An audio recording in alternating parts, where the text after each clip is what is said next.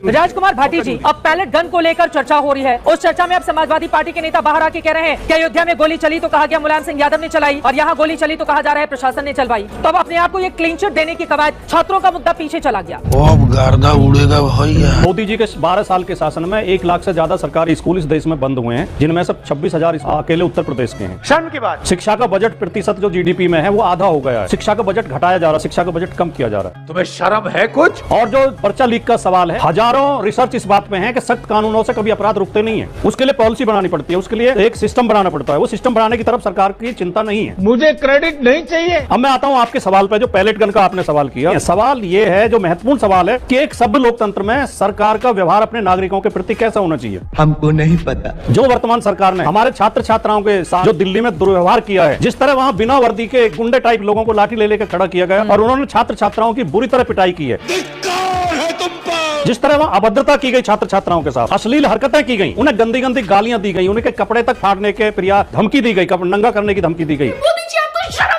Police की GD में संसद मार्ग थाने में यह दर्ज है कि पैलेट गन चली है। जो सरकार छात्रों के ऊपर, अपने अबोध बच्चों के ऊपर पैलेट गन चलवा सकती थी वो हृदयहीन सरकार है, निर्दयी सरकार है। देश संकट में है। ऐसी सरकार को सत्ता में रहने का कोई हक नहीं है। पहली बार विपक्ष बहुत जिम्मेदारी के साथ को उठा। पहली बार पैलेट गन चलाई गई है राजकुमार जी। जब भी चलिए गलत चली है। चित्ता जी ऐसे कह के हम समर्थन नहीं कर सकते। बिल्कुल गलत है। छात्रों के ऊपर कभी नहीं चली, कभी नहीं चलानी छात्र चाहिए। प्रदर्शनकारियों के ऊपर, बिल्कुल नहीं। इस तरह के बच्चों लेकिन के ऊपर सुप्रीम कोर्ट में जो याचिका दायर की गई थी, राजकुमार भाटी जी, मैं 100% आपकी बात से सहमत हूँ। छात्रों के ऊपर नहीं चलाई जानी चाहिए, लेकिन छात्रों के भेष में जो उपद्रवी तत्व थे, जिनकी ओर से तमाम सुरक्षा बलों पर पत्थरबाजी की गई, गंदी गंदी गालियां दी गई, वो उपद्रवी तत्व हमारे छात्र नहीं हो सकते। उनको क्या छात्रों जैसा सुलूक किया जाए? हमारे आरएएफ के जवान पत्थर खाकर गुलाब का फूल ले आते और कहते ये लीजिए आपके लिए, आप बहुत अच्छा उपद्रव मचा रहे हैं। ऐसा होना चाहिए था राजकुमार भाटी जी। यहाँ मीडिया के लोग बहुत अच्छे हैं। सुप्रीम कोर्ट ने साफ साफ कहा पैलेट गन के इस्तेमाल पर पूरी तरह रोक नहीं लगाई जा सकती। सुप्रीम कोर्ट ने यह भी माना कि वहाँ उपद्रवी तत्व थे और सभी परिस्थितियों को देखना पड़ता है। अच्छा, जैसी परिस्थिति जंतर मंतर पे थी, वहाँ पैलेट गन की कोई जरूरत ही नहीं थी। वहाँ कोई उपद्रव नहीं हो रहा था। आप देखिए वीडियो, उपद्रव हुए बाद में, शाम के टाइम हुए, थोड़ी बहुत छुटपुट